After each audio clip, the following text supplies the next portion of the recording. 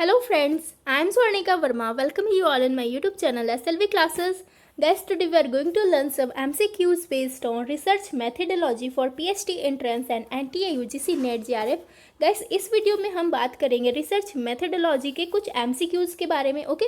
और यहाँ पर 1000 क्वेश्चंस के कुछ पार्ट्स कराए गए हैं और पार्ट बाय पार्ट मैं वीडियो अपलोड करूँगी और सारे लिंक्स आपको डिस्क्रिप्शन बॉक्स में गिवन है। तो अगर आप पूरे वीडियोस देखना चाहते हैं, पूरे पार्ट को आप देखना चाहते हैं, तो किसी भी वीडियो के डिस्क्रिप्शन बॉक्स में जाके सारे लिंक्स को देख सकते हैं।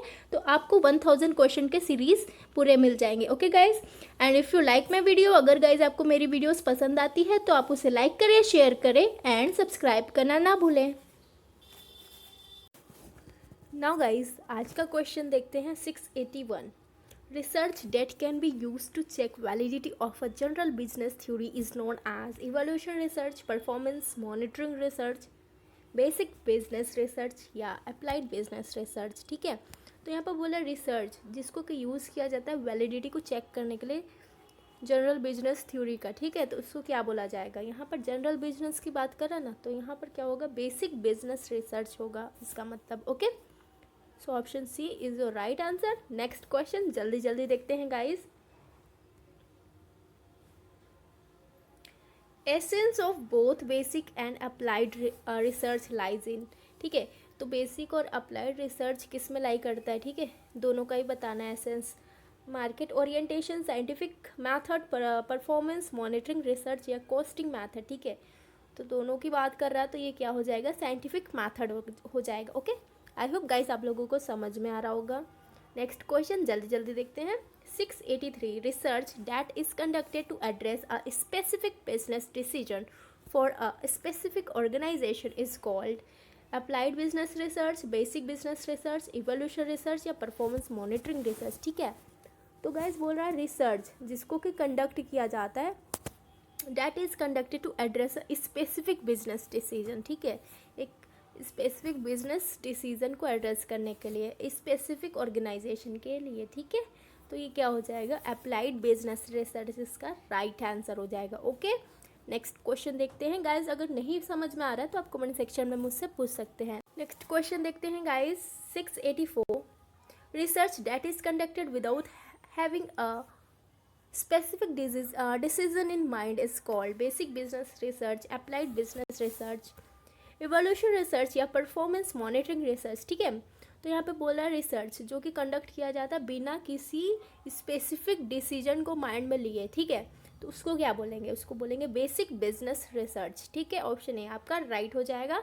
नेक्स्ट क्वेश्चन देखते हैं 693 way through which researchers go about using knowledge and evidence to reach their. यहाँ पर 93 नहीं होगा, 84 ही होगा। ठीक है, देयर सेट कंक्लूजन। ठीक है, समझ में आ गया? ये क्वेश्चन 684 ही है, मिस प्रिंट हो गया है।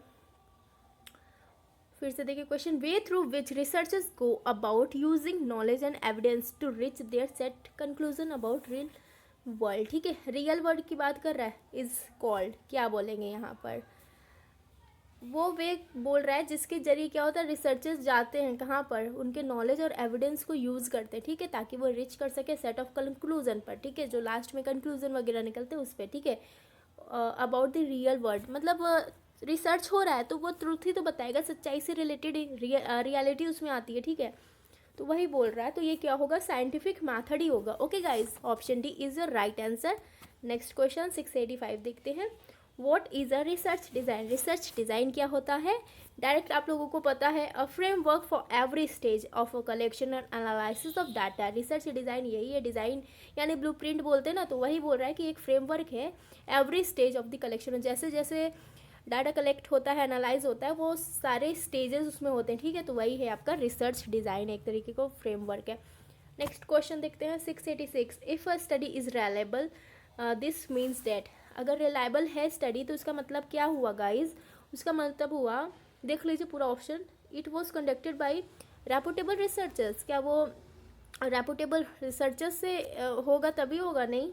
The measures device for concept are stable on different occasions. ठीक है, तो यहाँ पर ये होगा इसका राइट ऑप्शन, ऑप्शन बी, यानी the measures device for concept are stable on different occasion.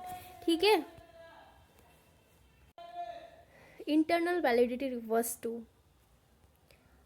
यहाँ पर बोल रहा है इंटरनल वैलिडिटी क्या बोलता है, whether or not there is really a casual relationship between two variables। ठीक है, यहाँ पर बोल रहा है कि कैजुअल रिलेशनशिप होना चाहिए दो वेरिएबल के बीच में, या तो हाँ या तो ना, दोनों ही सिचुएशन है इंटरनल वैलिडिटी रिफर्स करता है। ठीक है, तो ऑप्शन ए ही आपका राइट हो जाएगा, यानी दोनों ही सिचुएशन है, वेदर और नॉट। ठीक है, जो कैजुअल रिलेशन बताता है टू वेरिएबल्स में। ओके, नेक्स्ट क्वेश्चन देखते हैं 688। Lincoln and Guba 1985 proposed that an alternative criterion for evaluating qualitative research would be। यहाँ पर बोल रहा है कि जो लिंकन गुबा है 1985 के, वो क्या कर रहे हैं, क्या प्रपोज कर रहे हैं, एक अल्टरनेटिव क्राइटेरियन कर रहे हैं। ठीक है, ताकि वो इवेल्यूट कर सके क्वालिटेटिव रिसर्च को।